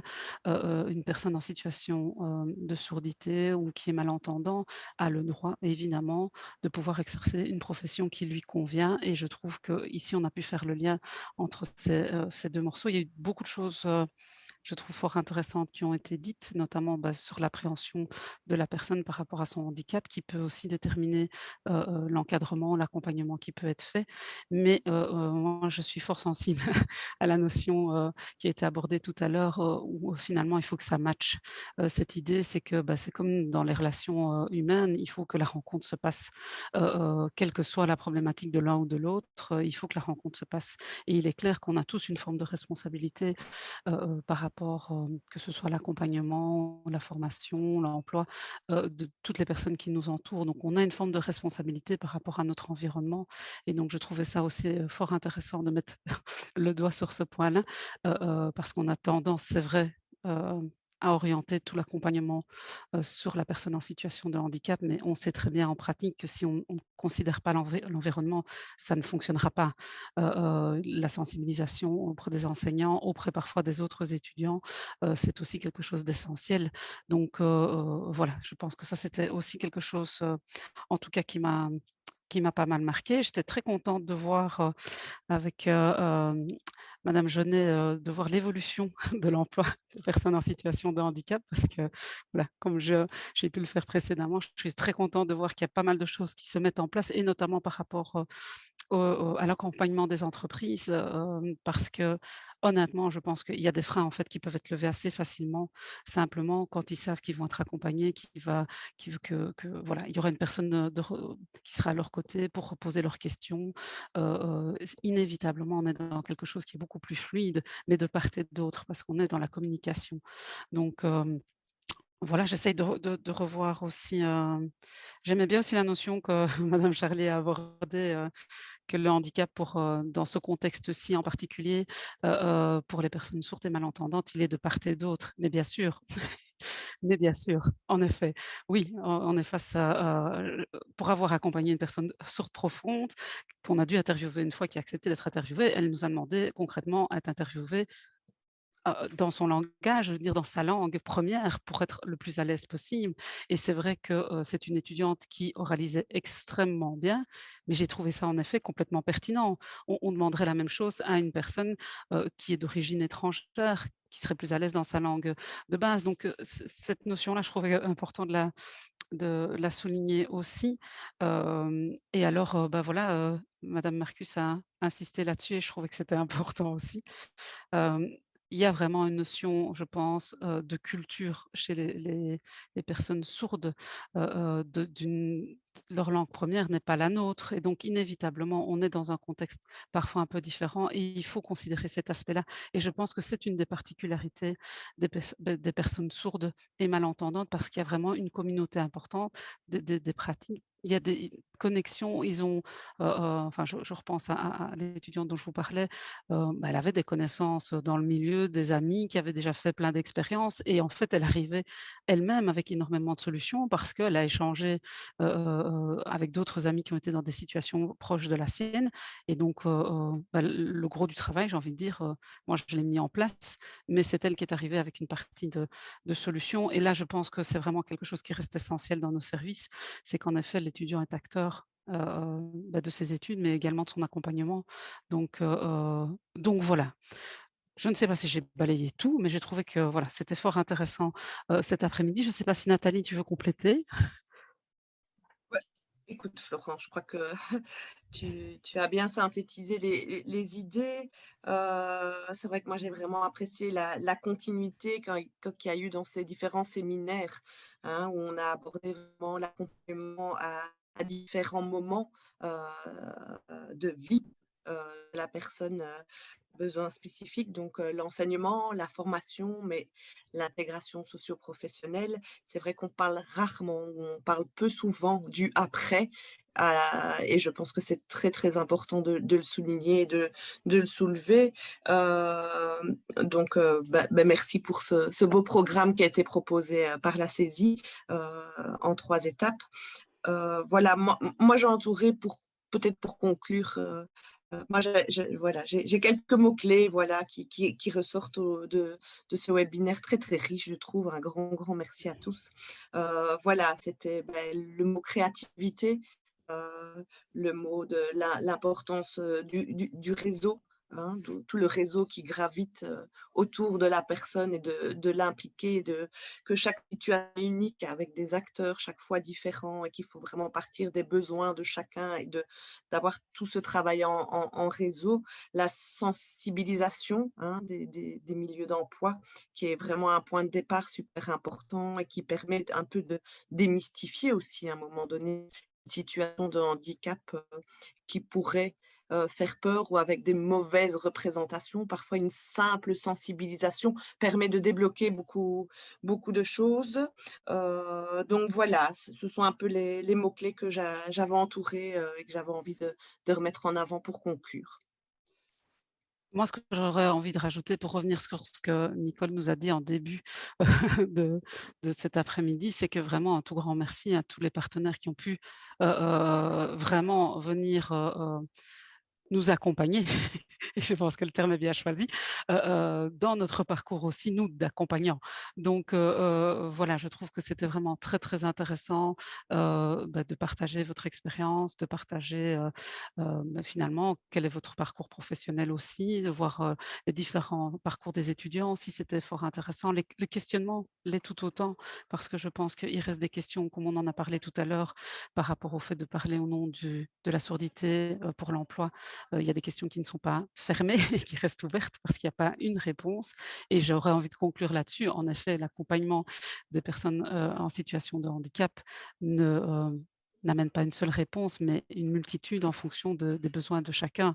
Donc voilà, je suis vraiment ravie d'avoir pu participer, d'avoir vu finalement qu'on a beaucoup plus de ressources que ce qu'on pensait. Et c'était vraiment extrêmement agréable. Et donc, un tout grand merci à vous tous. Merci beaucoup pour cette belle conclusion. Moi je voulais juste, vous venez de parler de ressources, eh bien, dire merci à mes collègues là, qui ont travaillé pour ces 3 webinaires avec beaucoup de professionnalisme, hein, Bénédicte et Noémie en langue des signes, Marva et Sophie en LPC, et Anne-Sophie, Patricia, Nathalie et Émilie qui se sont chargées de la transcription. Voilà, elles sont toujours derrière et cachées, mais j'en ai 2 à côté de moi et je sens que ça souffre. Et donc je voulais leur tirer mon chapeau parce que c'est pas si facile. Voilà. Et on vous applaudit, je sais pas si vous voyez, vous êtes applaudis en langue des signes. Il est évident quels sont nos partenaires, bien sûr, et que sans elle, on ne serait pas là. Et donc, c'est aussi un apprentissage pour nous d'être confrontés à cette réalité et à la réalité finalement de l'accès à l'information pour nous, nos étudiants, et peut-être pour vous, pour les personnes que vous accompagnez. Voilà, merci. Merci Béa. Vous direz à Nicole aussi merci pour sa présidence et puis au plaisir de vous retrouver. Ah, je vois qu'il y a quelqu'un qui a mis dans le chat quelque chose. Ah, c'est Madame Joly qui dit merci. Voilà. Je vous souhaite une bonne après-midi et puis une bonne année à ceux qui sont dans le scolaire. Merci à tous et vraiment merci pour tout cet apport. Bon après-midi. Merci à tous. Au revoir. Merci.